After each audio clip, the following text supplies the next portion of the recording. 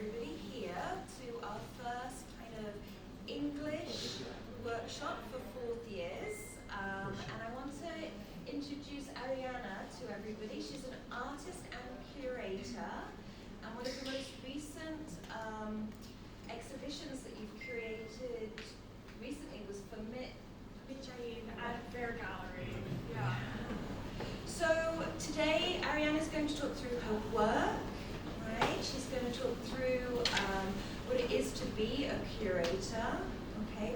But I want you to really engage with what Ariana is saying, and I want you to start thinking about questions to ask, because this is your opportunity, right? Your opportunity to really, speak to somebody who is in the field, right? Okay, so without further ado, thank you very much.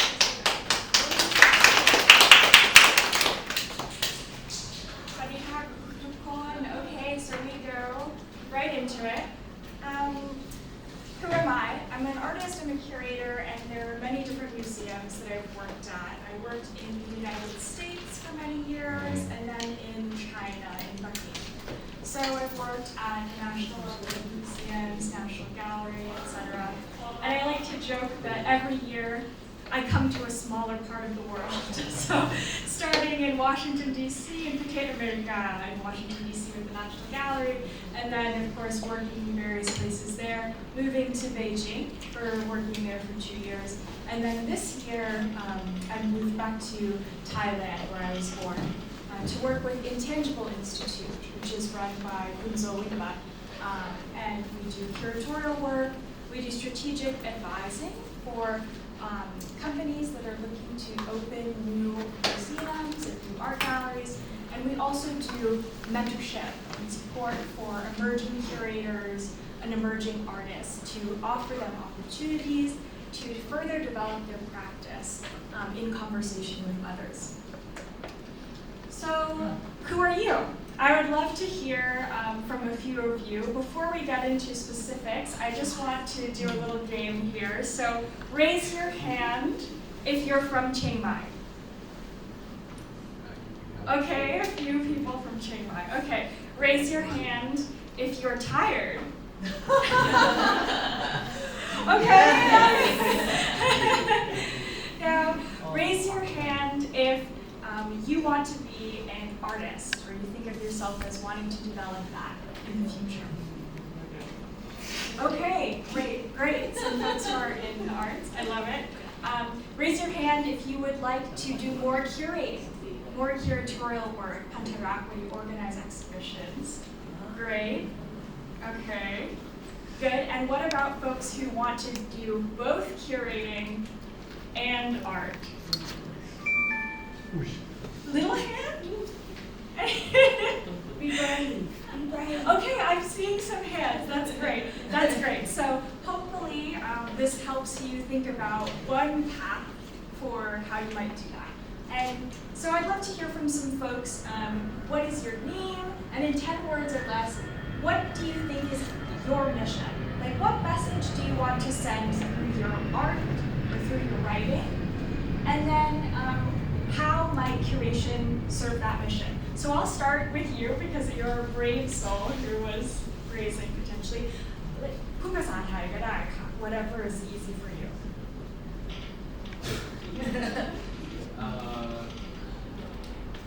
How do I start? What is your name?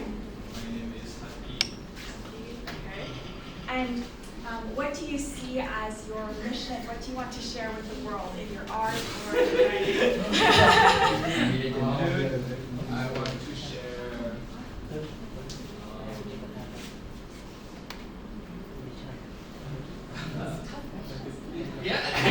That's great. I want to share beauty with the world. That's great. Okay, beauty, right. And do you think curation could serve that mission in any way? Yes. Yeah. How would you want to curate to support beauty?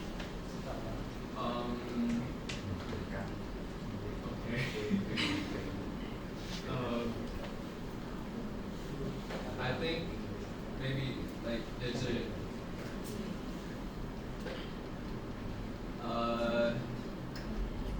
could be new ways of viewing what is beauty.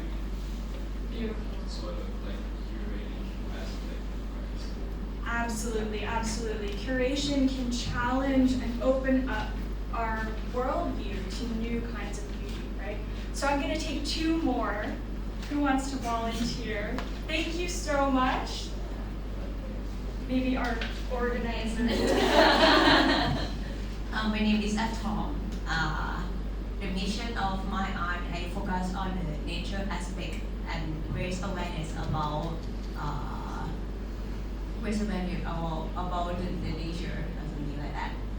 I think the curation is very important because for one who already evolved with the nature, it's normal for them. But for many people, they cannot see the nature as something that they can care or something like that. The curator creates a specific place for them to raise awareness or give them a space to awareness about this problem. Absolutely, thank you so much. So the idea of curation actually teaching us new things and raising awareness for important issues in the world, such as nature and the environment. That's great. And one more person, brave soul. It could be in Thai as well. Yes.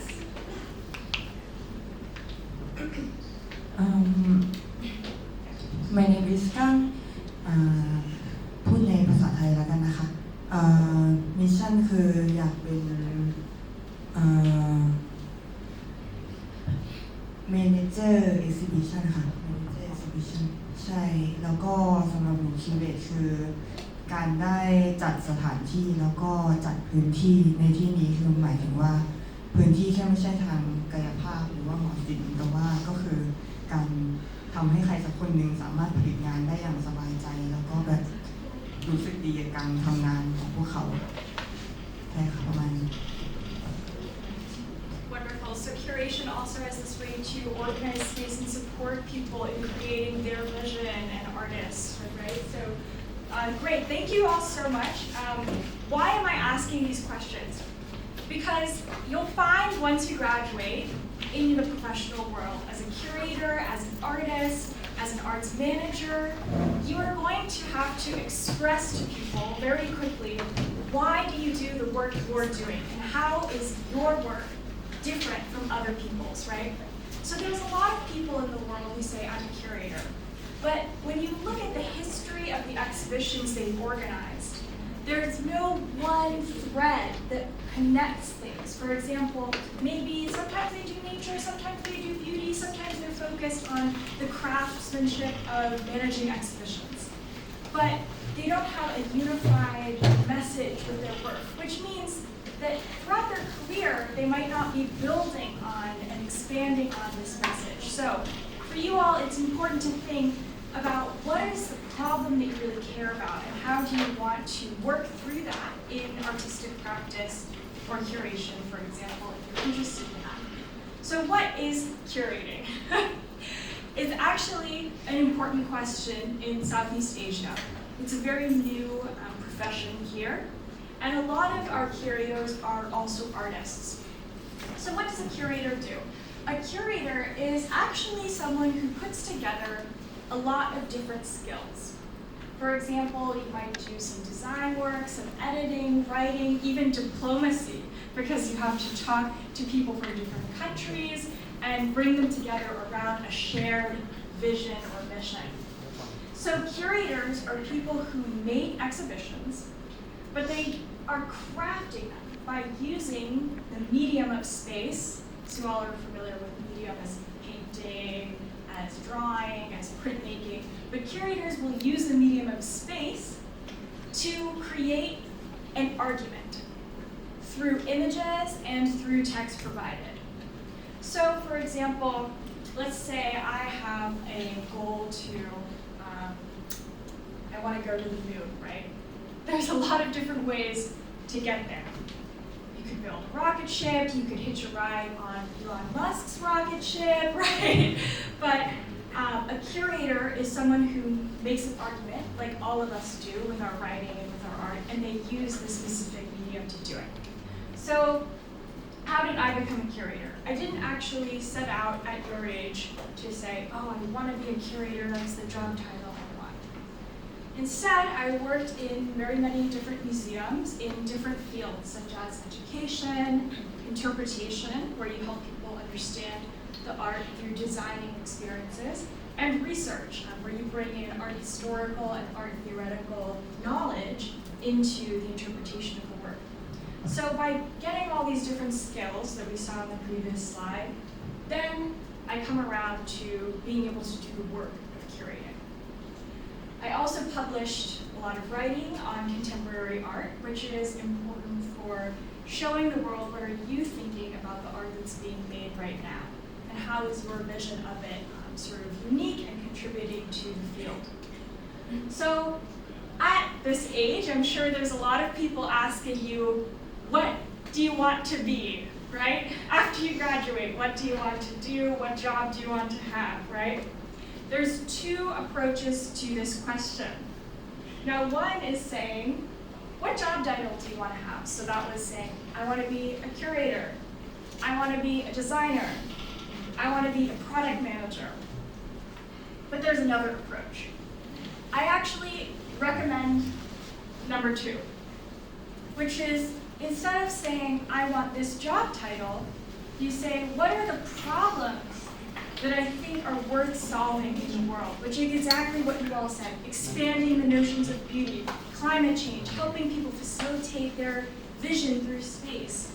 And then the job actually comes after that.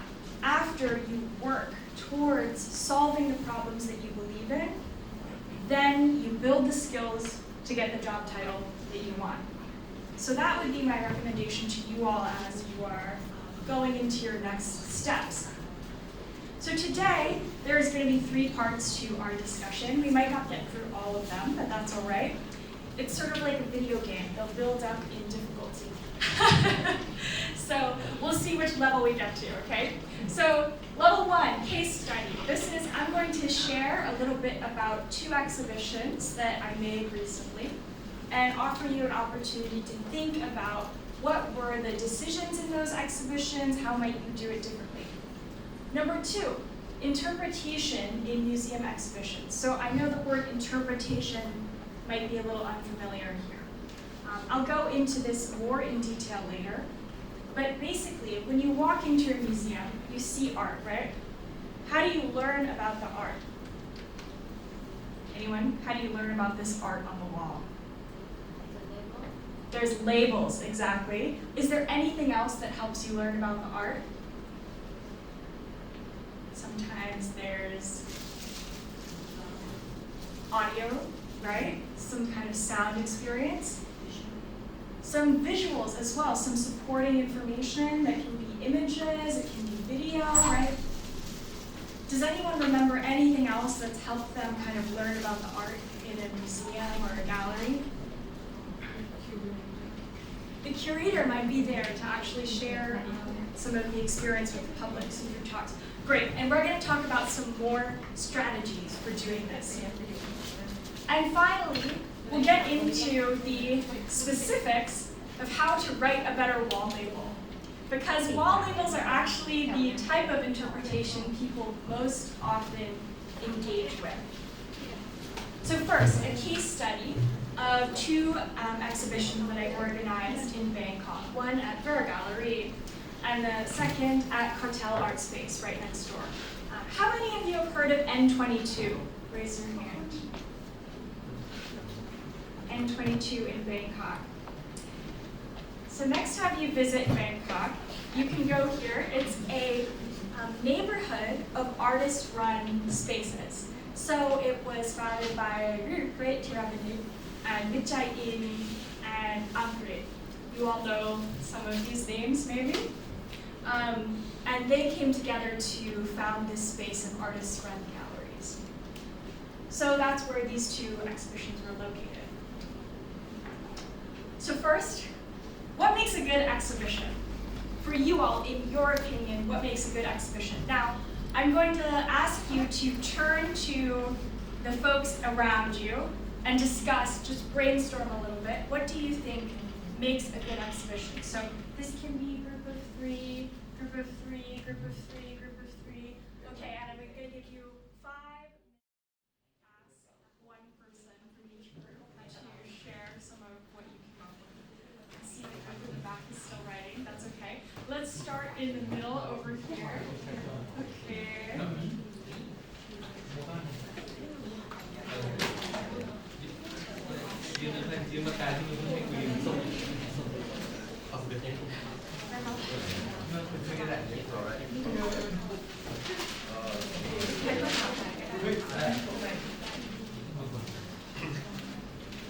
เท่าที่เราแลกเปลี่ยนกันนะครับก็กับเพื่อนๆก็คิดว่า exhibition ที่ดีเนี่ยมันต้องมีก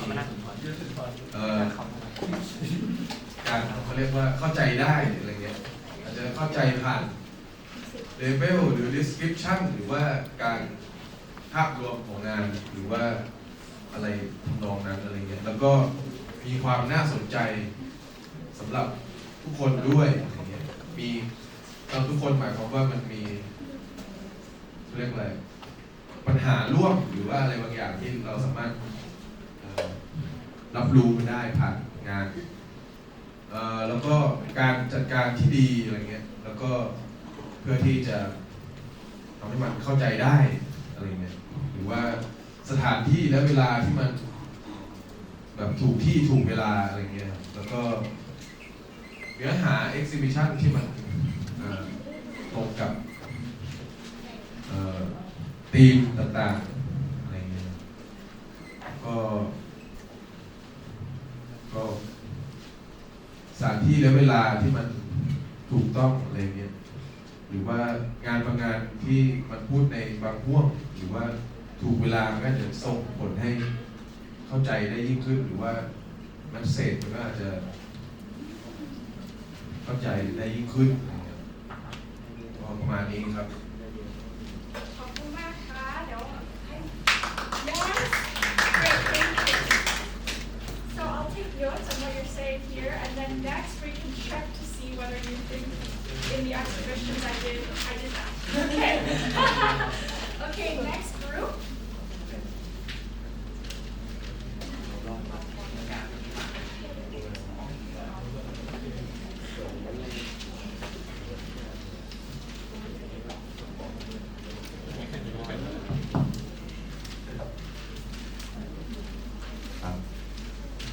จากการที่กลุ่มของพวกเราคุยและได้เปลี่ยนกันนะครับ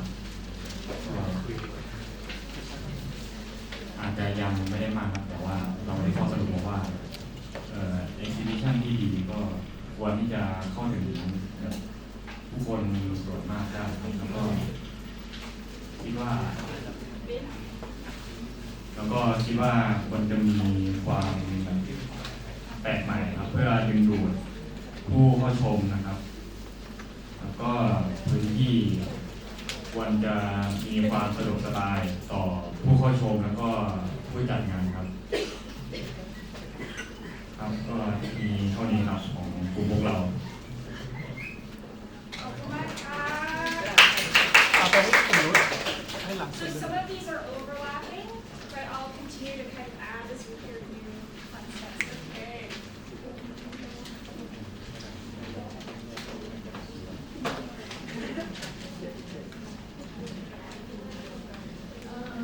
So, no. Okay, so what we think is a good exhibition is gonna be like locations. It's important because like, and then type of art is gonna be like connecting locations because like when we have a lot of different type of art, so we have to be like style exhibitions, sculpture exhibitions, and then the person who is like important for it is gonna be like curator because like we have to manage everything in their exhibitions for their people who coming to see our arts and environment is so important too, and in the training because like sometimes when we walking to the art exhibition it's gonna be like boring or something, so we're gonna be have like something to entertain people, and we have the time and date, and the more important thing is gonna be like public relations and advertising for people knowing that we're gonna have exhibitions. Yeah, and also like concept and theme. Yeah. Great, thank you so much. I like that you pulled in these other roles of other teams, right? The public relations also is necessary to get people to come to the show, right? Okay, next group. ของกลุ่มหนูก็จะคิดว่า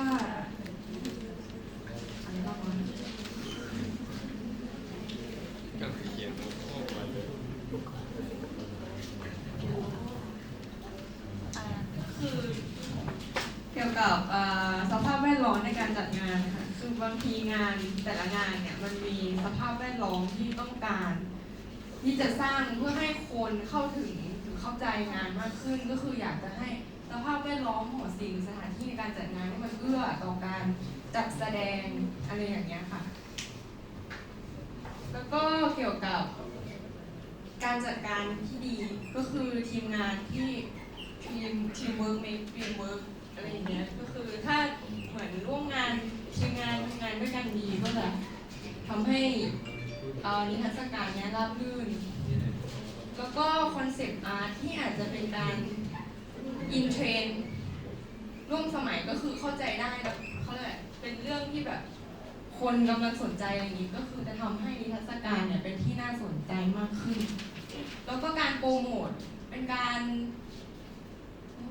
ให้การโปรโมทให้แบบให้ทุกๆคนมาร่วมงานเราคือโปรโมทให้เป็นวงกว้างอะไรอย่างเงี้ยเขาว่าเราจะมีการโปรโมทยังไงให้น่าสนใจก็คือเป็นสิ่งหนึ่งที่ทำให้คนสนใจนิทรรศการเรามากขึ้นแล้วก็เป็นธีมงานหลักรวมทั้งหมดของนิทรรศการเป็นหัวข้อที่น่าสนใจอะไรเงี้ย So I hear a lot of you saying also that it's important that the exhibition can connect with the public, right? A broad intersection of the public and help them understand the art. We call this relevance. Like the art is relevant to them. That means it relates to something in my life. Okay, great. Thank you. Next group.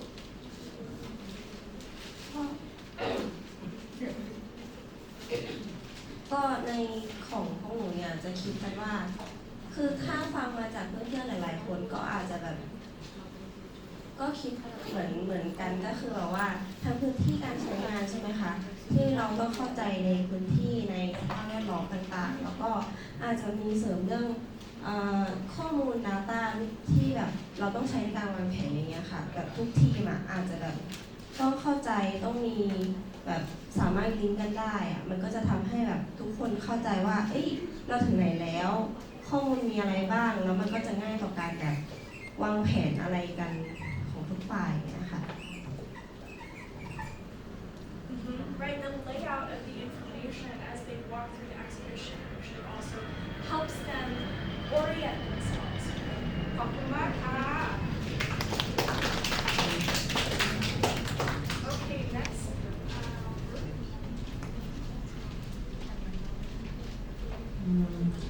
Oh, this group back here didn't get to share yet, right? Did you want to share yet? I'm coming late. Okay. อย่างแรกก็จะเป็น Space Design นะคะอย่างเช่นเรื่องของการจัด Lighting หรือว่าการถ่ายเทอากาศให้เหมาะสมกับพื้นที่แล้วก็จำนวนคนที่มาเข้าชมนิทรรศการอะไรแบบนี้นะคะก็การบอก Informative and Traffic Organization ทั้งคนแล้วก็เส้นทางการเดินทางแล้วก็การที่ Exhibition มีคนอธิบายงานประจำอยู่ณงานนั้นๆเสมอแล้วก็ภาษาที่ครอบคลุมกับผู้คนและพื้นที่จัดงานแล้วก็พื้นที่ทำงานที่ work on กับชิ้นงานค่ะ Great.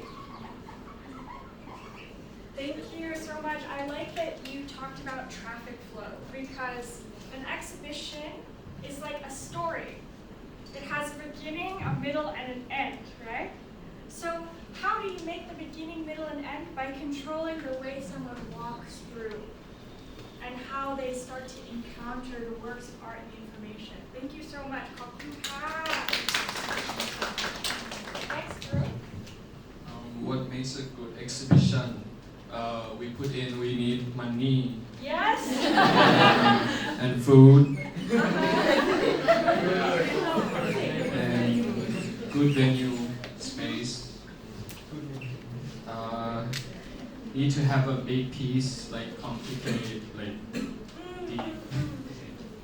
The artwork. The artwork, good curation,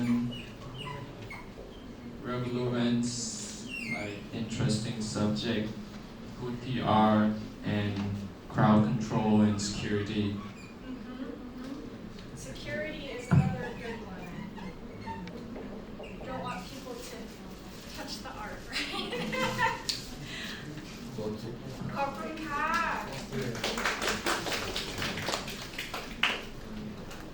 ครับก็ผมพูดดูหมดแล้วนะครับก็ที่ผมเขียนมาก็บอกว่าก็ต้องมีแอร์มี AC ก็ที่บาร์เมนอะไรเงี้ยเพราะว่าแบบว่าเคยก็พวกนี้น่าจะเคยแบบฉันแบบไม่มีแอร์แล้วแบบบางทีคนในงานเขาไม่ได้คอนเซนเทรตกับงานแล้วแบบบางทีก็เดินหนีไม่ได้อีกตัวทีมงานต่อไปก็เป็นเลเวลที่ดีเหมือนกับว่าอาจจะหมายถึงว่าอาจจะเป็นหน้าที่ของคิวเรเตอร์ด้วยว่าที่แบบบางคนศิลปินน่ะมีความคิดที่ล้ำมากๆแบบจนแบบคนทั่วไปแบบไม่เก็ตแบบอะไรของเองอะไรเงี้ยอาจจะต้องเป็นหน้าที่ที่ตัวคิวเรเตอร์ต้องอาจจะ localization ตัวหน้าตานี้แบบเข้าถึงคนง่ายๆอย่างนี้ต่อไปก็UX ครับก็ user experience ก็เหมือนที่เพื่อนมันก็แบบการเดินการวางตำแหน่งชิ้นงานวางงานวางข้างกัน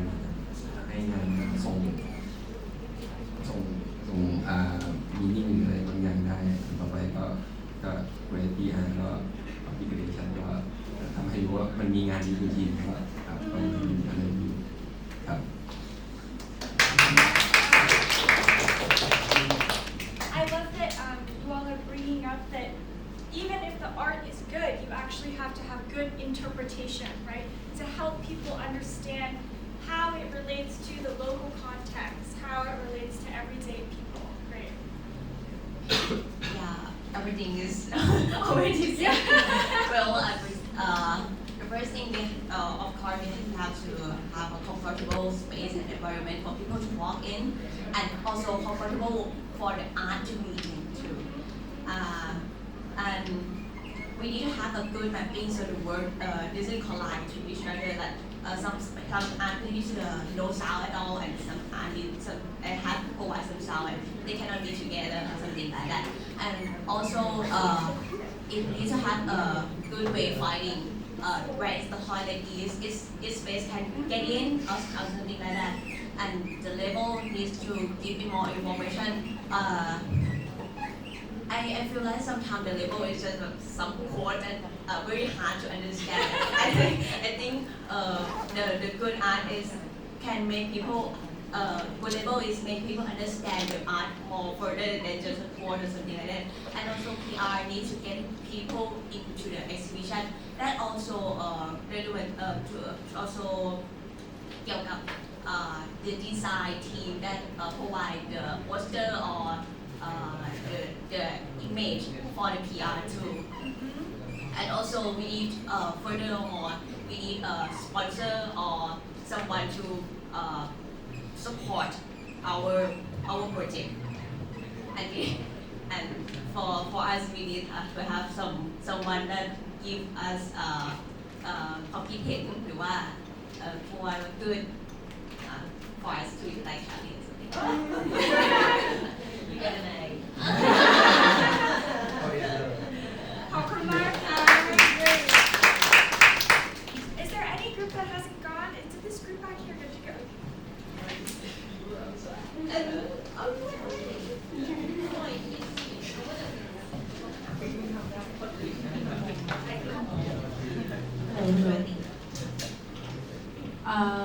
For the good exhibition, actually at first I think we must be like setting the target of audience.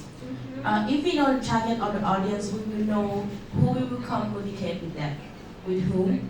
And if we know the target of our audience, we must know who will support us, and we can hire the money easier. And when an exhibition comes through, we have many art pieces. Is that the point? And we must be like a setting on the light to make it look interesting, more interesting, and know this is a wood art piece or which one is not. Because some kind of art center is have many structure. And about PR, if we know the target, it's easy to make it like content and gathering the people, and we know what we should do for the people who interest or into our art. Great, thank you.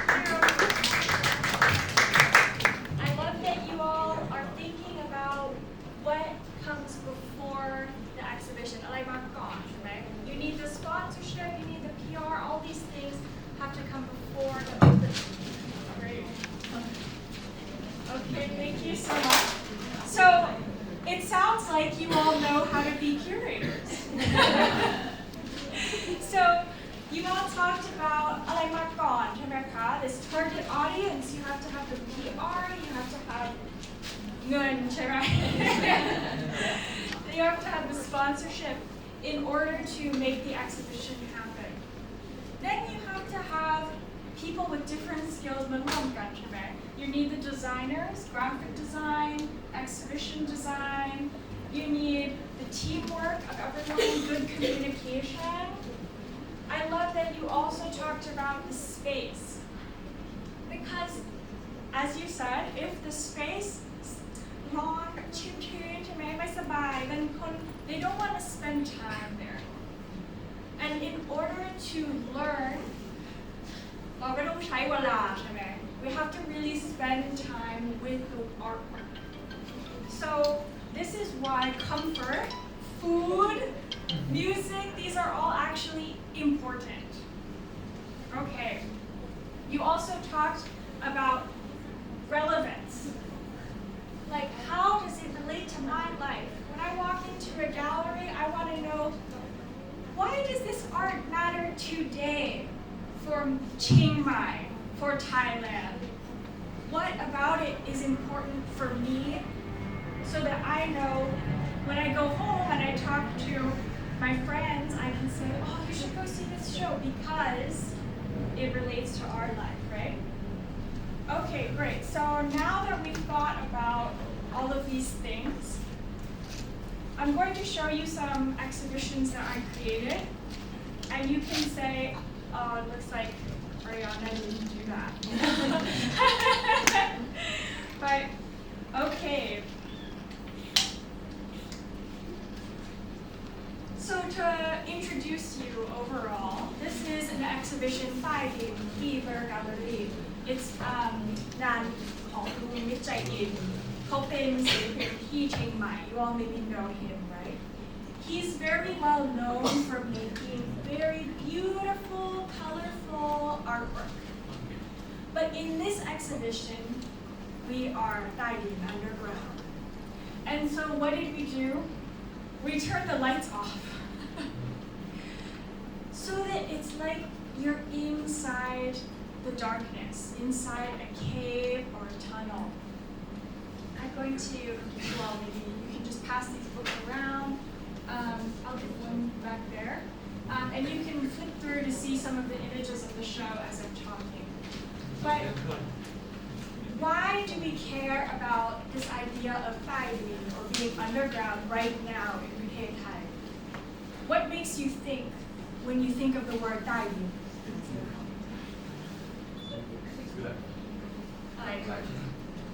Unlock, mystery. Mystery? Yeah. not legal something like Uh-huh. หวยใต้ดิน like หวยใต้ดิน Yeah, right, okay, so the idea of being mysterious underground movements, right? The protest movement maybe was underground sometimes, we'll say. So this idea that you are not seen by the sky above, right? Okay. What else when you think of ใต้ดิน? Privacy, yes. Privacy, like you have your own space, right? It's not open to the public. What did you say? Government. Roundabout, okay. So thinking of perhaps policing. Actually, this is something I want to talk about here because Lungmit, you see this idea of privacy where he's breaking up the exhibition space into these it's like these little chambers. And so it's related to this concept of privacy and also policing. Okay. So when you first walk into the exhibition, you walk into this entry space and then you walk into a tunnel. And for Lungmit, he thinks about underground as the space of a cave or a tunnel. And it's a space that in human history, we use it as imprisonment. It's like a kukcharai. It's like you put people in the cave to imprison them. But we also use it as a space to rest. Like people in the old days, they used to sleep in caves, right? Or they use it as a space to draw on the walls of caves, right? Some of the earliest art came from caves. And so it relates to the history of how we think about the future, about the world around us. So this is how Lungmit thinks about the idea of underground. So as we walk into the exhibition, what we actually are seeing is these little sculptures. And inside the sculpture is another sculpture that stands in front of us. It's about the size of a person. But what do you think of when you see these bars like this? Like this. Some of you mentioned it before, this idea of privacy. What else?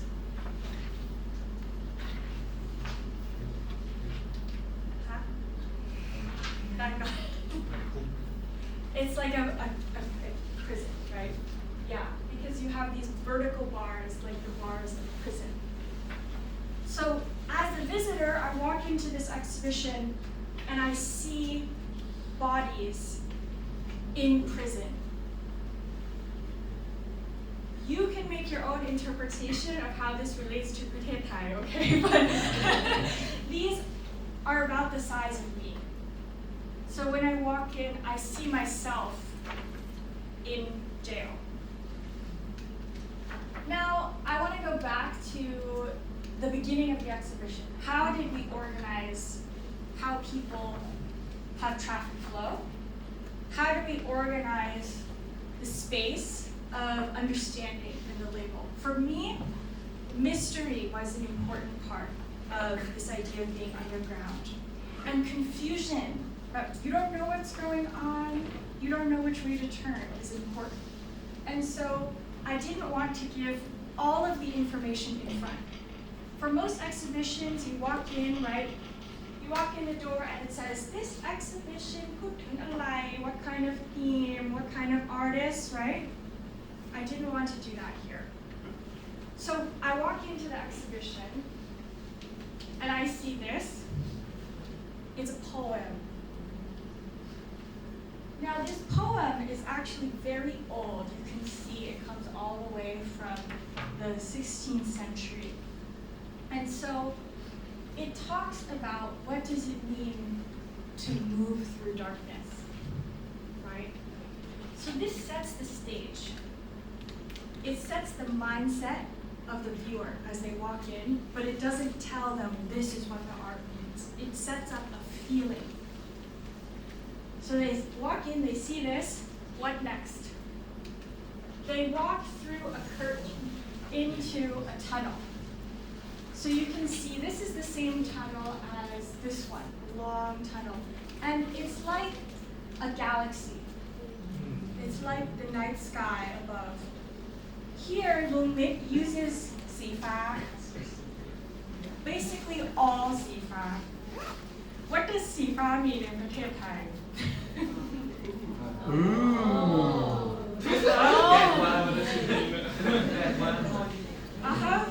You get it, right? So,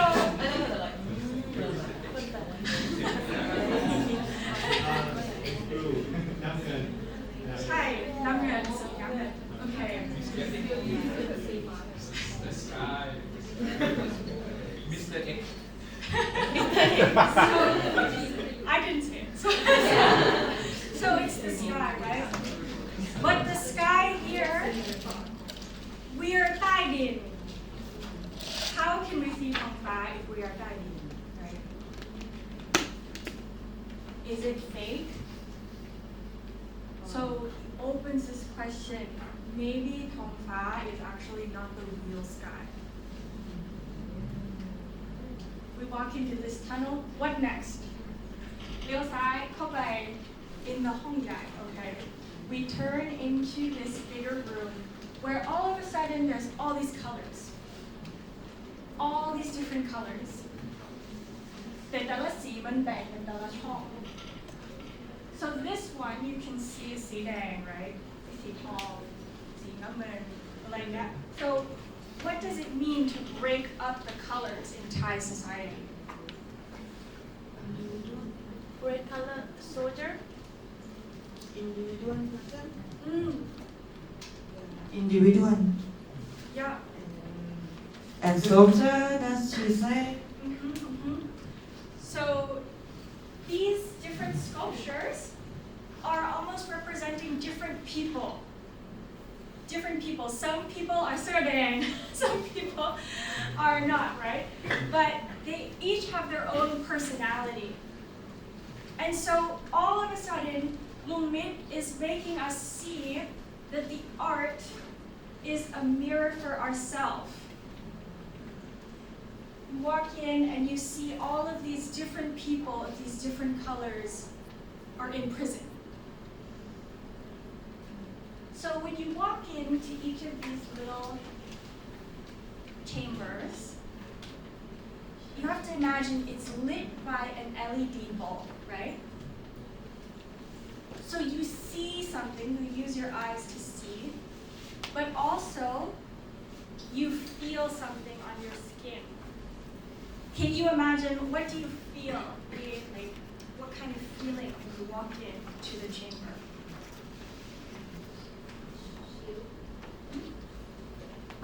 The chill. Oh yeah, you feel like this fabric on your skin as you walk in, right? But then, if there's a lot of light, like when you stand next to a light bulb, heat, right? But lawn. So you walk into this chamber, and it's like you're next to a person. Because the person is emanating body heat onto you. Okay, so we're starting to think it's not just about the artwork positioning, it's also about what feeling, not just seeing, but what feelings do you have? What do you hear? What do you smell? What does the temperature in the room tell you, right? These are all aspects of how you think about making an exhibition. Then we walk into the party room. The party room, where's the book? Can I show you all the images of the book? Can I have a copy of that back? Okay, the party room, basically, we went down this narrow tunnel, right? And then we walked into the big room with the chambers. Now we walk into a final room. This last room has all of these different sculptures together. And you can see how are the colors here. มันผสมกันใช่ไหม So there's mixed colors now together in the final room. And these sculptures, unlike the previous ones, they're not in chambers. They're all together. And so for this, you're seeing sculptures with different colors. They can talk to each other. They throw light around the room, almost like we throw our voice. They're having a conversation with you and with each other. And so in this final room, ใต้ดิน, out from under the sky, far away, we can have a conversation with people and start to mix our colors together. This last room is where I put the artwork information. ทำไมอ่ะ? Yes, in the final room. Why would you put the art information at the end? It's a secret. People didn't have the context. Yes, people didn't have the context when they walked in. Yeah. Imagine you walk into this dark room, you can barely see anything.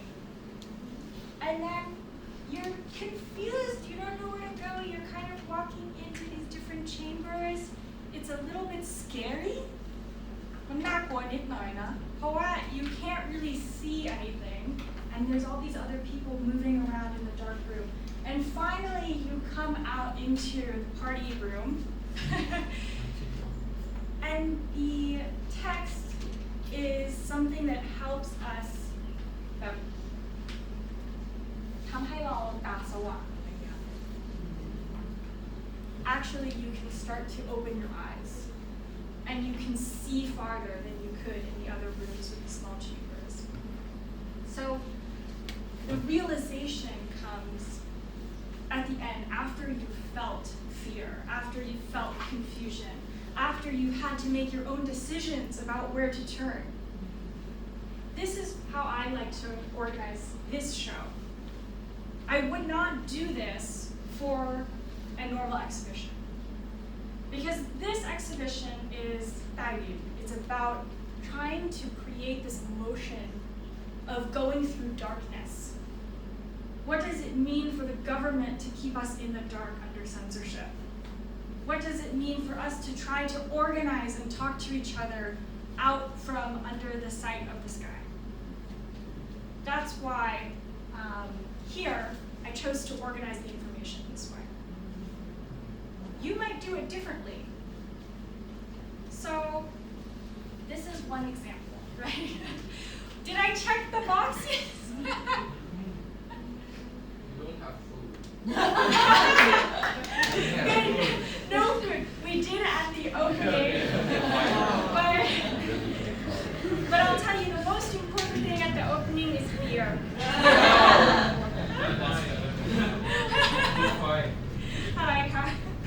Yeah. So now I want us to pause for a moment. What are the questions that you have or things that you would do differently, anything about this exhibition? Here, pass this back. มีคำถามอะไรไหมคะ? อันนี้เลือกสถานที่เป็นใต้ดินเลยหรือเปล่าคะ Yes. เราก็สร้างห้องขึ้นมาเป็นส่วน Well, so for those who have been to the Beer Gallery, the gallery is not itself underground, but when you walk in, you kind of walk into this entrance space. Yeah, exactly. So the idea is it's the way we laid out the exhibition is to make it feel like you're walking deeper underground.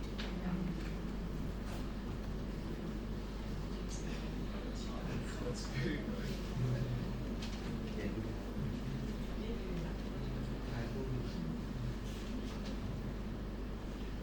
ไม่มีคำถามนี่ ร้อน ร้อนไหม ไปเยอะร้อน ความจริง this last room ร้อนนิดหน่อยเนาะเพราะ ธงใหญ่ so you always have to think about this stuff when you're making the show, right? It's not that much of a problem เพราะว่า you usually don't have this many people in the room at once. But on the opening day,ร้อนนิดหน่อย in the party, like a rave, right? When we go to a party, it's really hot, right? Okay, next. Okay, How was the response? Did you get what you expected from the people visited, and how many people were there, and how was the PR work? Did it work out well? Yeah. Great question. So what's the response first? From what people told me, which might not be the whole spectrum, they were surprised. Because Lung Mik เป็นคนที่มีชื่อเสียงสำหรับประเทศไทยใช่ไหมคะ Everyone knows his work. And so this exhibition was the first time his work was seen in this way. Usually his work is very colorful, lots of sunlight, it's very happy, right? But here I wanted to bring out a darker side of his practice, where for a long time, you know, in the 1990s, he was thinking about Midnight University and having people talk at nighttime and organize. So this is in honor of this darker side of his work and bringing that out. So people were surprised, I think. And the second question was, how is the PR? So for me, I'm lucky. Ver has a team, which includes someone who focuses on PR, someone who focuses on design, and someone who focuses on finances and sales. So for me, I didn't have to do all of this myself. What I did was I select the key artworks to promote, and I also write all of the text to promote, right? So as the curator, you're thinking about how can this work connect to the audience, what's important for them, and for me, I thought this idea of underground is very relatable to right? Any other questions? You had one more question, is that right? Okay. You say that when you enter this room, when you feel like you are in underground, right? How does it make you feel like that? Great question. Is it just add pressure? Or? So, how do I make people feel underground? Darkness is one key part of it. So you turn off the lights, and in the photographs it looks very light, right? In real life, it's really dark, and your eyes have to adjust to the darkness. Until you can finally see something. So this is one part, darkness. Another part is actually the organization of the space. So when you first walk in, it's like a little room, right? And so you feel like you're kind of squeezing through this tunnel to go into the final section, right? So this idea of into the ground, like digging in. And then actually, this is not something I planned, but Lung Mik is able to make a lot of work with this technique of mixing oil pigment with linseed oil and lime, plaster. And so the whole exhibition actually smells a little bit like linseed oil and lime. So you actually walk in and it's almost like not perfectly, but a little bit kind of like organic smell. Yeah. Another question? อยากจะถามเกี่ยวกับการติดตั้งนะครับเพราะว่าเหมือนแบบว่าคิวเรเตอร์หรือว่าอาร์ติสต์ก็คงจะมีภาพในหัวหรือว่าอะไรอยู่แล้วแต่แบบว่า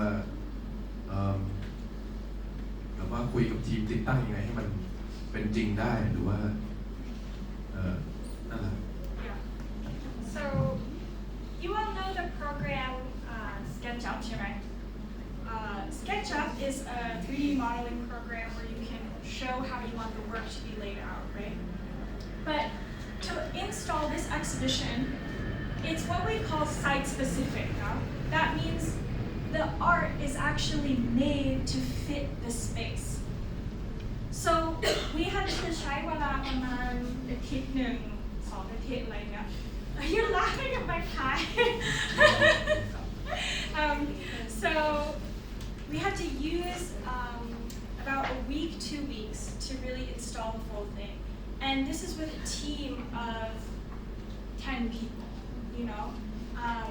So we have the exhibition manager, our installation manager, who works with Ver Gallery, and then he brings in his own team. To do this first, you see all of the walls are black, right? Because you need to create a feeling of darkness. If you have white walls, then the light reflects off the walls, and it just ruins the whole thing.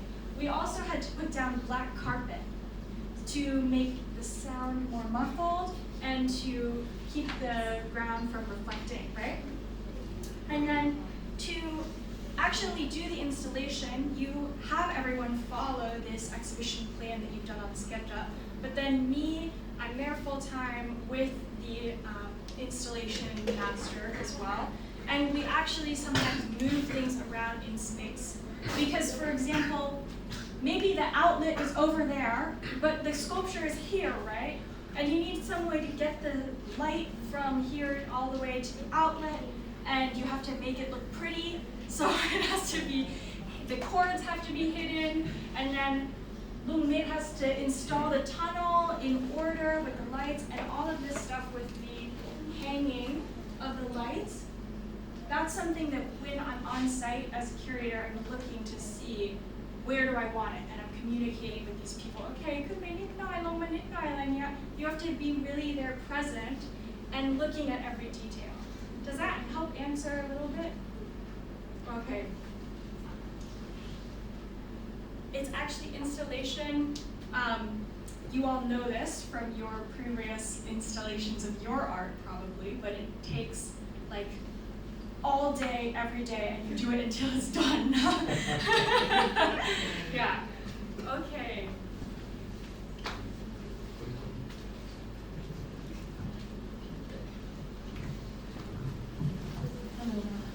For me, I just want to know that is that have the audience in case have like because it's for me I think it's must to be have like a caution because you just told like before you go through the exhibition it's meant to be like the small space, right? Exactly, cautioning. So on the door, ตรงประตูเราติดสติ๊กเกอร์เอาไว้ So to tell people you're about to walk into a dark space, we recommend you turn off your phone or put it away, because if you're looking at your phone screen in the dark, then your eyes, you can't adjust your eyesight, and so it becomes hard to see in the dark. So part of the exhibition experience is actually making people feel uncomfortable when they first walk in, and then slowly we learn to see in the dark. So this is also a message about the political context, right? When we live in darkness under censorship regimes, we have to change the way we move through the world, and we have to adjust our eyesight to actually be able to move in the night. So exactly, you all said comfort is very important. It is. You need comfort, but you need to control it as the curator. Sometimes you don't want everyone to be comfortable in every way all the time. You need to think, here I want them to feel uncomfortable, and then later they have a feeling of relief. So you control their experience throughout the exhibition. Any other questions? Last question. How does the finance work? Who funded it? What's the budget? And did it generate any income? Great question. So this exhibition was the October Fall exhibition of Ver Gallery, which some of you all may know, that's high season for the galleries. They usually want to show their really famous artists, the artists who they think will be able to show, which is good for Lung Mit because he is really well known in the region. And so the budget is handled by Ver Gallery. Up front, they tell us, this is how much we have, and you organize this budget. So I tell them, this is what I need as the curator. Bloomberg tells them, here's what I need as the artist to ship the work, to get it installed. And their installation manager says, okay, here's the number of people I need, here's their rate every day. You plan out the whole budget spreadsheet in advance. This is another thing. For those of you who don't like math, this is something to practice as a curator because you will need to manage budgets, okay? So every exhibition, I like to have a spreadsheet with all of the things linked out already. So artwork production, this is the amount of money the artist gets up front to make the work. Installation costs, you need to plan out everything. Electricity, air conditioning, workers to install carpet, paint, right? And then you plan out the catalog printing. You have to pay the writers for the catalog, you have to pay the editor, you have to pay the graphic designer. There's all of these different people who come together to make an exhibition what it is. So you write out all of the costs. The cost for this exhibition, I can't tell you, it's sort of private information, but I can tell you this. To stage a beautiful exhibition in Thailand, you don't need that much money, compared to abroad. Who funds this? Ver funds it. And they are a commercial gallery, which means that their funding comes through artwork sales. Now, this is not necessarily the case with Ver, but often a gallery will make their budget for the next exhibition by selling the artwork from the previous exhibition. A gallery will have an agreement and contract with an artist before the exhibition starts, saying how much percentage does the artist get. Nowadays, internationally, that is usually anywhere from 30% to 50%. As an artist, you shouldn't accept giving more than 50%. But it's very typical to give 50%. So why is that? The job of the gallery is very hard. I just told you all of the stuff they have to pay for, right? And they are also the people who then sell the work to their collectors. So how do you make the money back? They have their marketing team, their finance team, and these are people who have connections with collectors or patrons in the region. And they're saying, look at this amazing new work of Lumit. He is really innovating in his practice. He's pushing forward from his previous work, and that means it's very high value. So it's not just a normal Michayin, it is a special piece from this exhibition. So that's kind of how you finance. Was there another question that I missed in there? Did it generate income? Did it generate income? Yes. Ver Gallery makes sales of the work. So in this exhibition, I talked about it as a whole experience, right? But this is the hard part as a curator. You have to break it up into individual work to sell, right? In order for the gallery to survive and for the artist to survive. So even though I love thinking about it as the whole thing is a grand masterpiece, how did we sell the work? Each of these is one piece sold individually. The tunnel is sold individually. There's a piece out front that hangs, a chandelier out there that you see all this light coming from, that is sold individually. And then these individual pieces in the last party room are sold individually. And so some of the questions that the collectors had were like, how does the work look when I turn the lights on? Because it's going into their private collection, where they're going to exhibit it with other artwork and not necessarily have the same experience, right? So the amount of money that it makes back is private to the gallery and Michayin, but they do this kind of thing thinking that these smaller pieces, the price is more affordable for a regional collector. That's something that you can hang in your home, in your private collection, and you own it. The tunnel is something that they're aiming to sell to a museum. This is a really grand sort of masterpiece work. It has a lot of history related to it, and so they're hoping that this goes into a public collection so that we, members of the public, can walk in and see it into the future. It's also a larger piece, so for a private collector, it's harder to store something like that. Okay, great. Any other questions? Oh, break. Yes. Okay, let's take 10 minutes? 10 minutes, 15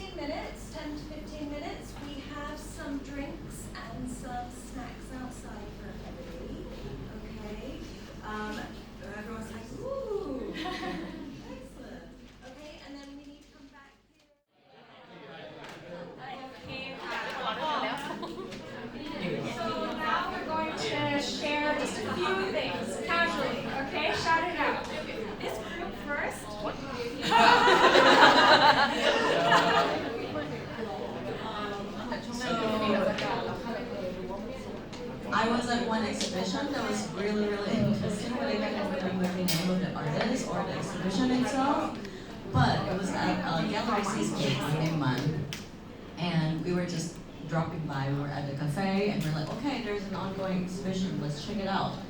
And at first, I read the biography of the artist.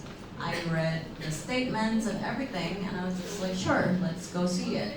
And when I turn and see the artwork, it's actually very intense art, and he's a multimedia artist also. So he uses embroidery, and he uses cow leather, and lots of paintings, and lots of red and black color.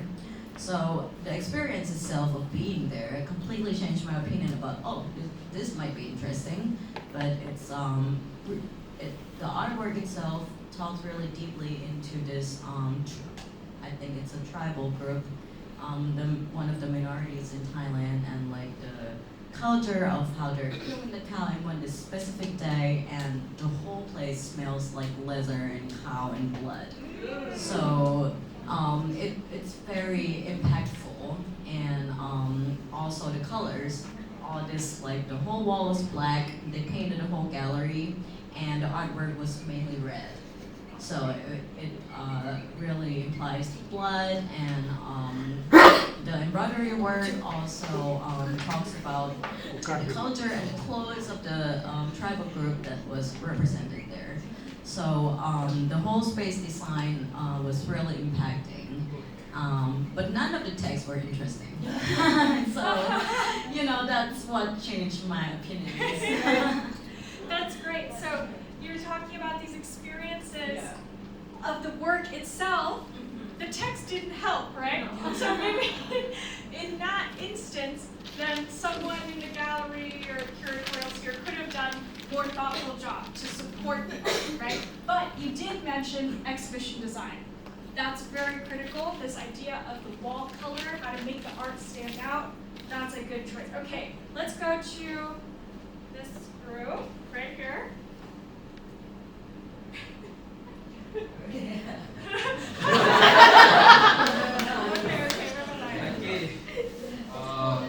We have the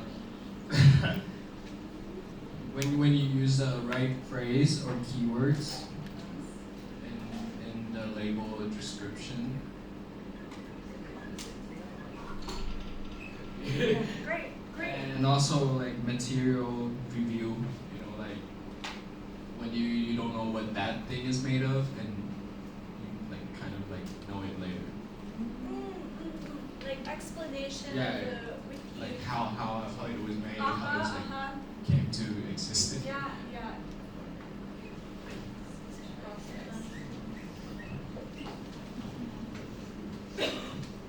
Okay, hand up and then we'll come back. Yeah. ผมไปดูงานที่เชียงรายบินนาเล่มา แล้วมันจะมีโดเซน have to kind of explain that แล้วผมก็มีความเข้าใจในงานนั้นแบบหนึ่งแล้วก็โดเซนที่คนที่เขาอธิบายงานอะไรเงี้ยก็มีความเข้าใจอีกแบบหนึ่งอะไรเงี้ยคือมันก็เห็นความแตกต่างของความเข้าใจแล้วก็แบบว่าบางทีการที่มันได้มาเบลนด์กันมันก็อาจจะเข้าใจอะไรใหม่ๆได้แบบว่าเราจะเข้าใจว่าเขาคิดอะไรกับงานนี้อยู่หรือว่าโดเซนคนนั้นแบบว่าเรียกว่าคิดยังไงกับงานที่เขาแบบ something like that. Yes, great. So I want to also share นอกจากมีโดเซนมาอธิบายให้เราใช่ไหม We can also turn to our friends in the gallery and talk about their experience of the work. I love this, that through conversation, we come to new understanding of the art. It can be with the docent, or it can be with our friends in the gallery, right? The other thing that I think is the action with the art. We can, the curator can have a play in right, they have a label or something like that to say, you can lay down here. Many of our student work and our senior work have that art that have we need to lay down to see something up to the roof or something like that. I think that's important. Absolutely. Interactive, right? You give the audience something to do, and it helps them engage with the art and feel a part of it, right? Anyone back here? Let's go.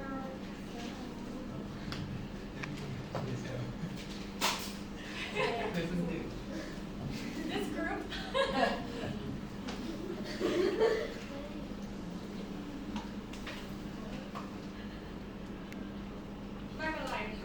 It's okay. Pass to this group maybe. Last one, okay? We'll move on. Hello. For me personally, I kind of shocked when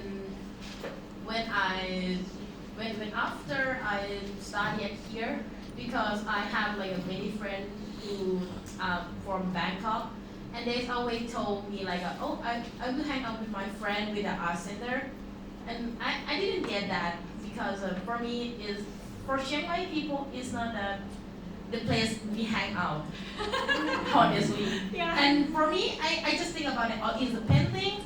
It's maybe have like a sculpture. Just that for me in my information.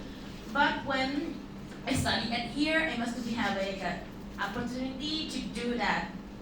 That's at that time I know that have a many of type of work like okay sculpture, mixed media art, sound, video, or more than that. But for me, the kind of shop is a performance because at first when I saw the performance is in Bangkok, I don't sure about the name of the exhibition, but that exhibition is about like the period, a feminine period or something like that. And at the door, they built like a huge vagina.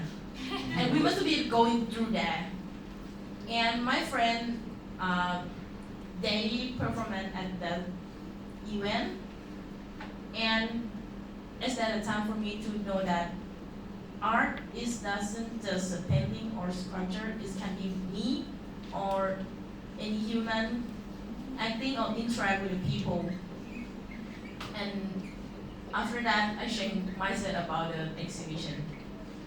And yes, when I must be do an exhibition, I will think about the process when I go to different exhibition, just doing for the process because I must be do that too. Great. So, so we are talking about มีคำในภาษาอังกฤษชื่อว่า embodied ก็คือ like you have an experience with your body, right? We're not just brains walking around. We actually have bodies that see, smell, taste, right? And so an exhibition that can acknowledge the viewer as a whole person can also help change our mindset, right? Great. So now I want to give some examples of what we call interpretive elements. These things to help the audience understand more about the work of art, like you all said. We can have keywords in the text, we can have docents, we can have interaction, we can have exhibition design. These are all parts of the things that help us understand the art. So, an interpretive element, I'm going to use this word. What it does is it improves your experience in the gallery. So, it can make you like really understand more about the work of art. And it often is interactive. It gets the audience to do something. And it's important because different kinds of people have different kinds of needs, right? มีคนที่แบบชอบอ่านหนังสือหรือชอบอ่าน label, that there's other people who ชอบฟัง audio guide มากกว่าใช่ไหม? So there's these different ways of listening or interacting with the art. And so I'm going to give some examples of different ways we can engage these different kinds of people. First, this is based on broad research of who comes to the museum. Now this was done at a free museum that I work to, so it's not that they're coming because they don't have money.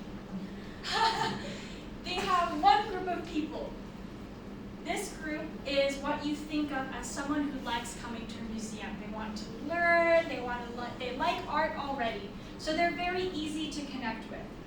These are people who just a label can connect with them. The second group of people is social art goers. This is like what you were talking about with the docent, where actually it helps them to have a conversation with someone about the work. They go with their friends, they want to have a kind of fun experience with another group of people. Next, we have this group of people who are thinking of themselves as creative. Maybe they're artists, maybe they're designers or musicians. But for them, they think the museum is kind of boring. So maybe they think it doesn't relate to them. So what we need to do for this group of people is give them a way to see that the art relates to their life and also hand them the microphone. Because these are people with their own experiences and they want to be heard. They think maybe the museum doesn't listen to them. And finally, they're people we call low pressure connectors. These are people who want to relax. So this is the people, they come for the cafe and maybe they stay for the art, right? They want to sit down in a comfortable space with their friends. This is also an important group, right? So, the first way to engage people, reflection and response. This is going to engage those second and third groups of people, the people who want to have conversations with others, and the people who want to share their voice, right? So for an exhibition called 30 Americans that we organized, I want to focus on this here. You walk into this room with a work of art that's not gourmet. I don't know how many of you know of the KKK in the United States, but they used to wear this costume, and they especially targeted Black Americans by hanging them. This is a very scary work of art. It's very powerful, and a lot of people have different emotions about this, right? So what we wanted to do is create space for the visitor to share how they're feeling. Because you just walk in and you think, oh my God, this is so scary, this is so horrible, it makes me think about my past, right? And then if you have no person to share it with, then you have no space to reflect. And you walk out of that room and you can't even look at the rest of the art because you're so disturbed, right? So we needed to give people space to reflect. What we did was we built this response station. So the heading here is join the conversation. It offers people a way to talk to each other, even if they're not talking verbally. They can write down their thoughts and read what the other visitors have said. So it's like they're having a conversation across space and time with other people who have seen this work. The next thing we said is a quote from the artist, Gary Simmons. I think of memory as more than what we are willing to tell ourselves. It's also comprised of our refusals, our failures to account. What he means is, in the history book, it's not complete. You all know that the history that you read about your society and your country is not complete. There's more stories to tell. And this artist is telling one of the stories that's missing in history. So then what we ask the visitor is to take a few seconds to share your thoughts about News. That's the title of the work. It's a very open question. We just invite them. Now, the responses were incredible. So you can see that visitors are sharing how they feel, and also sometimes that their emotions can't even be expressed in this card. They're so deep. There's also people who are sharing their own family history and how that relates to the work of art. For example, this person had a grandfather who was actually involved with the KKK. and this artwork opens the door for him to revisit this. At the same time, you have people whose family was targeted by the KKK. And so all of these different voices come together on the wall. And in addition to experiencing the work of art, you experience how others have seen it. So I'll go back to here just for our statistics. Over the course of 3 months, we collected 8,000 responses. Bad pun. So a lot of people are sharing how they feel, right? And this is, again, a way for people to feel heard by the museum and by each other. And it's a pause point in the exhibition that allows them to stop and think about what they're seeing. Otherwise, they just move through the show and they feel disturbed, and maybe they leave the show and they're like, I didn't like that exhibition, it made me feel uncomfortable.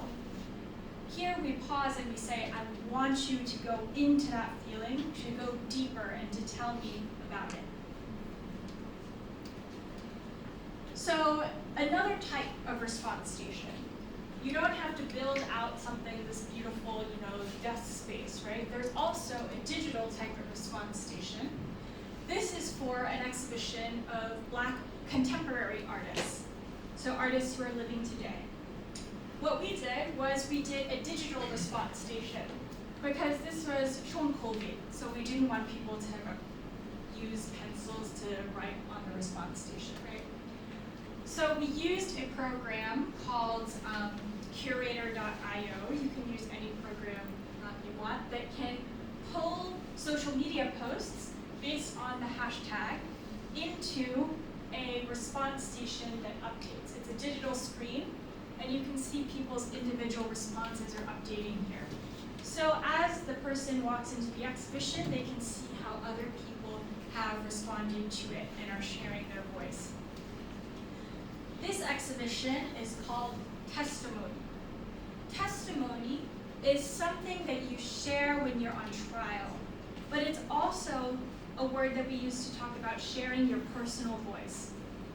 So not only the artists in the exhibition, but also the visitors are allowed to share their testimony, to share their experience. Next, I'll talk about how we can get different voices into the exhibition. So, I'm the curator, I researched the art, I know a lot about it, but I'm not the only expert, right? Maybe if the art is about the environment, I want to pull in someone from the Chiang Mai Zoo, or I want to pull in an environmental worker to talk about this artwork. These are people who each bring a different perspective about the work, and all of those perspectives are valid. So, here in that exhibition where we had the response station, we also invited different members of the community in our city to respond to the artwork. So we send them a picture of the artwork, some information, and then they write their own reaction. It's like if I said, okay, I want you to write a label for our museum. And then we put it on the wall, okay? So you can see that people have very different responses. This one, someone is actually writing a poem. He's a poet. And so he creates a new work of art, a written work of art, in response to this work. This one is more someone thinking about how the person in this painting would be as if they were in front of them. So how does this person smell? What kind of person are they to talk to? Are they easy to relate to? So these are all showing us as we walk into the museum. You can have any response that you want. You don't have to be a curator. You don't have to be an art historian. You don't have to be an artist to connect with this art. You can just walk in and say, wow, that guy is attractive. Which is sort of what this librarian is saying, right? She says, man, the guy in this painting is kind of hot. So that's valid. something that makes me want to create. All of these are valid responses to art. And by putting them on the wall, we show you can have whatever reaction you want to this work. It's not just my vision as a curator. In testimony, we have the artists share their own labels, which is a way to show the visitor that artists also have a unique way of seeing the value of their work. This artist, Nectar Bonds, was talking about how her work relates to her feeling of safety. As a Black woman in America, she feels that her safety is threatened every day. And so by creating art, she can show the world, I am here, I matter. Next, learning by doing. So we talked about response, we talked about bringing different voices into the gallery. Now I'm going to talk about this action and interaction. For an exhibition of photography, we had visitors pick up a viewfinder. So all of these photographs are using what we call fixed point perspective, which is where you have a camera and you make a trick of the eye because the perspective is lined up in a certain way, right? So you can see this is a photograph of a woman by the sea, and then the sea is behind. It makes a sort of illusion, a trick of the eye. And so we wanted to help the visitor understand the artist's process. How did these photographers make these images? None of them are edited digitally. This is all film, analog photography. So what we did is we create a paper viewfinder. Like you cut out a piece of cardboard like this, and you hold it up and you look through it. And on the cardboard, it says the instructions. So this is a series of photographs. You can see the hand is getting bigger, but the size of the object is the same. Actually, he's changing the object, right? That's how he creates this illusion. But what we do is we say, use one eye, align this frame to the photo series. So I'm taking this and I hold it like this, just like you see this woman doing. And then this frame actually highlights the size of the object, is the same in each frame.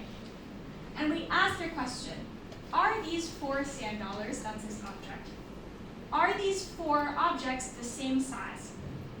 So now this woman with her husband, she's holding it up to the image, and she says, oh, it looks like actually these circles are the same size, but how could that be the case if the artist's hand is changing size? So then she turns to her husband and has a conversation. Now this can also be done by yourself. What it does is it asks the visitor to reenact, that is, redo what the artist did. They have to stand at a certain distance and they have to move around to get the shot just right. That's how you take a photograph, right? So we are helping the visitor reenact or to perform the same act of the photographer. And by doing that, we help them see how did the photographer create this illusion, create this visual effect without using Photoshop. This is a scavenger hunt. So you all have done this before where you get a series of questions and you have to go find what it is, right? So this is an exhibition of animals in Chinese art. And what we did is we have this set up where we ask them, what do you wish for? What is your goal in life? Then we explain, because in Chinese art, specific animals have specific symbolic meaning, right? So for example, if you want loyalty, you want your friends to listen to you or to stay with you, then the animal that represents that is the dog. If you want to live a long time, you want to live forever, then the deer is the animal that represents that. If you want to have a lot of power, I'm not, then the horse represents that. So you take this card.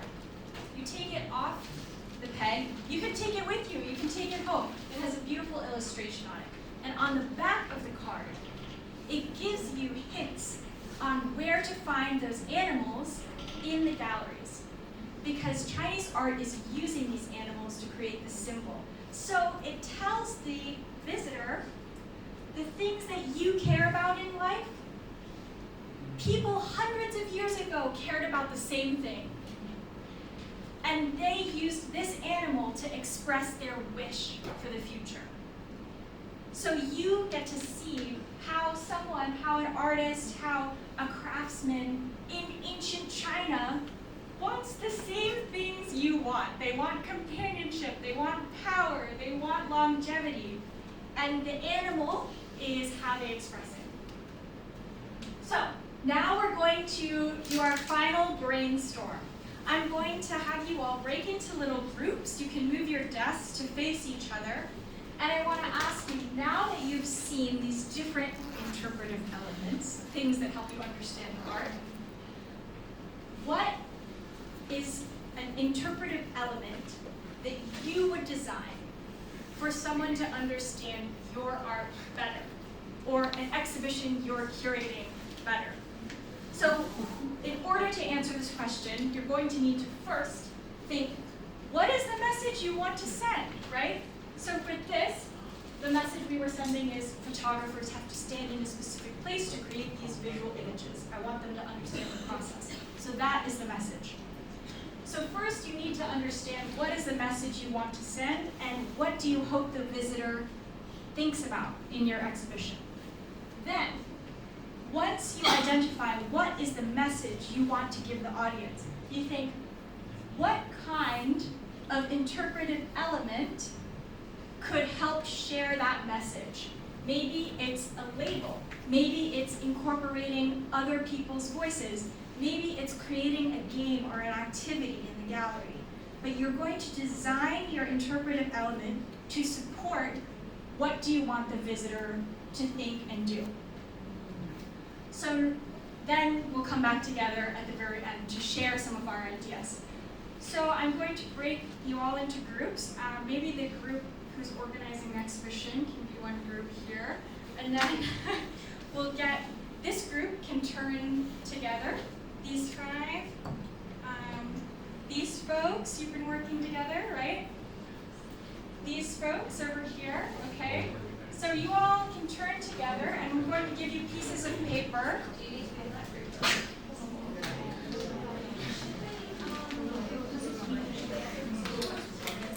Yeah, that's a good idea. So what we're going to do is we're going to ask you to choose one artist or exhibition, and then brainstorm around that. So one of you will nominate something you're working on, and then you try to design an interpretive element of that. Okay. Did anyone design an element to help them understand the work? Let's start with this group. Just share, it's okay if you didn't get all the way through, no? Just share, what do you want to share with the audience, and what is an idea to help them understand?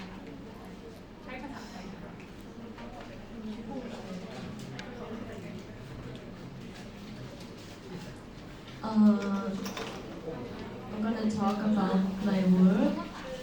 For the question one, like what do you say you want to say with your work? So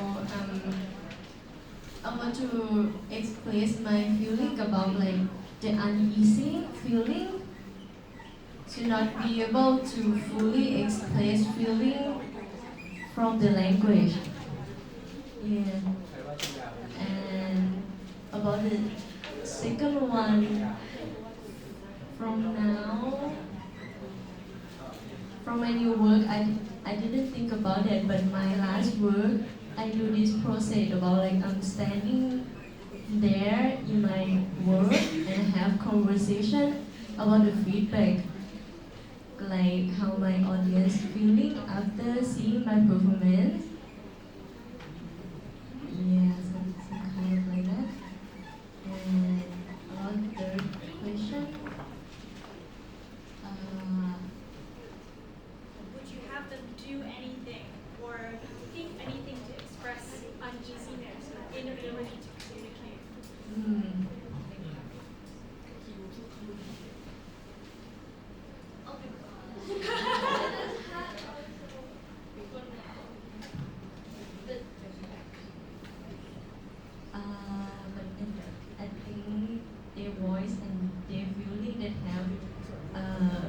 the experience from my performance is important also because I'm doing the work about like the feeling, the affect that come to your body, like the embody, some kind of like that. Yes, I love that. This idea of embodied performance is not something that you talk about with words, right? So you could ask the audience to dance. Like you could actually have music or some questions for them to move to express their feeling. I like that. That's great. Okay, let's go to this group over here.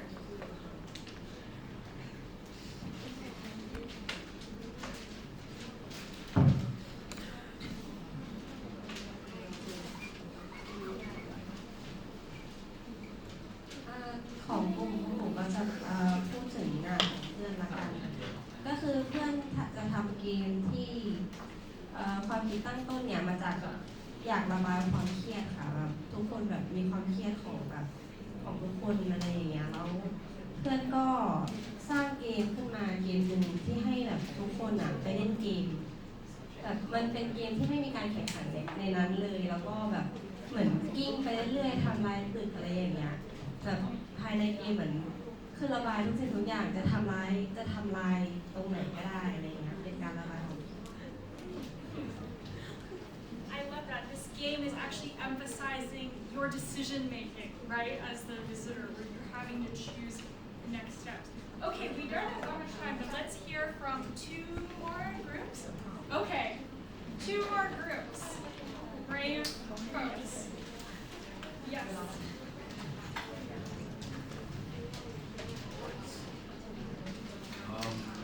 I will example with my last 10 lecture performance. I use the storytelling and reflects the events that happened in the past through the use with the performance and the object that I made in the past to like reflecting, and I use the role play and yes มันจะมีซีนหนึ่งครับที่แบบว่าก็ให้คนมาเพ้นอะไรเงี้ยแบบชวนคนมาทำงานศิลปะอะไรเงี้ยแล้วก็มันจะมีฉากหนึ่งที่ผมอยากจะจำลองเหตุการณ์ที่เขาเรียกว่ามันเคยมีเหตุการณ์การแบบว่าเรียกอะไรยึดงานศิลปะของคณะบดีหรืออะไรเงี้ยแล้วก็อยากให้คนรู้สึกแบบนั้นด้วยอะไรเงี้ยโดยการที่ผมก็จะสวมบทบาทเป็นแบบคณะบดีเป็นอะไรเงี้ยสวมเสื้อเหลืองอะไรเงี้ยแล้วก็แบบมากระชากงานในขณะที่คนกำลังแบบร่วมกันอินเตอร์แอคทำงานขึ้นมาอะไรเงี้ยแล้วก็เราก็ไปขโมยดึงแม่งแล้วก็ใส่รถแล้วก็ขับออกไปเลยอะไรเงี้ยเพื่อที่จะให้เขารู้สึกอะไรบางอย่างอะไรเงี้ยแล้วก็ผมก็ฟังฟีดแบ็กตอนจบแล้วอะไรเงี้ยเขาก็บอกว่าเขาไม่รู้ทำไมเหมือนกันเขาก็รู้สึกโกรธรู้สึกแบบไอ้ห่ากูกำลัง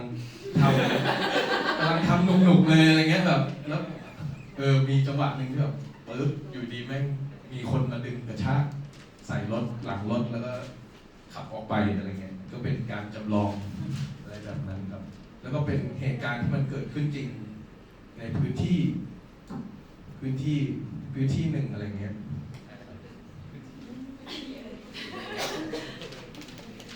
I love that. Yeah, that's great. Having people actually step into someone else's shoes. They take on a new role, and then you do something to them, like stealing their work, that makes them feel something, right? That's great. You're trying to elicit an emotion. Does this group want to share? Did you have your hand up? One last group. Should we hear from our exhibition designer? Oh, this group. Yeah, let's do two more. Okay. Two more.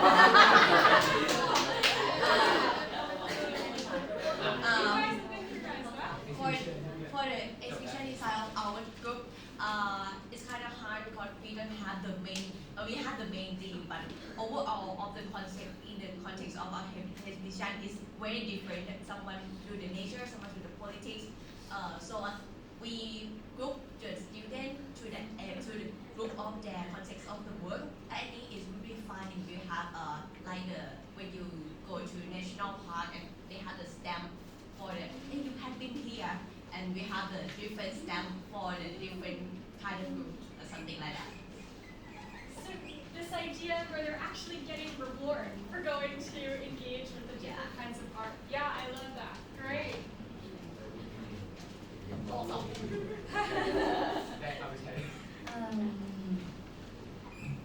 talk about my work too. I do work about the banana, and I try to give the new perspective to see the banana things on the visual, on the sound. And the last year I doไปที่ป่ากล้วย and I walk around and correct the sound. And now I think if I can have a ใบกล้วยที่มันแห้งแล้ว and put down in the drawer, and คนที่มาดูถอดรองเท้า and walk around here, and the sound is gonna be happen with them when they walk around, something like that. Yeah, an immersive installation where they're actually feeling the banana, like dried banana on their feet. Yeah. Exactly, and that brings in smell, it brings in feeling, so it's bringing in these other actions. Great. Yeah. Okay. Any last group that wants to share the hard work you did? No need to be embarrassed.